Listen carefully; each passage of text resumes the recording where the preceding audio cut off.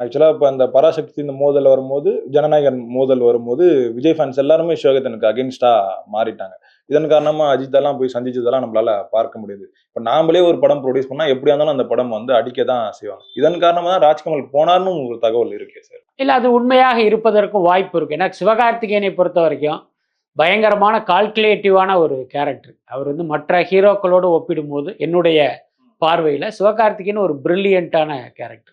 எல்லாத்தையுமே கணக்கு போடுவாரு. அவர்கிட்ட பார்த்தீங்கன்னா, அந்த சென்டிமென்ட், எமோஷனல் இது எதுக்குமே வேலை கிடையாது. நமக்கு இது லாபமா? நஷ்டமா? இவரால் நமக்கு லாபமா? நஷ்டமா? இதுதான் சிவகார்த்திகேயனுடைய ஸ்ட்ராட்டஜி.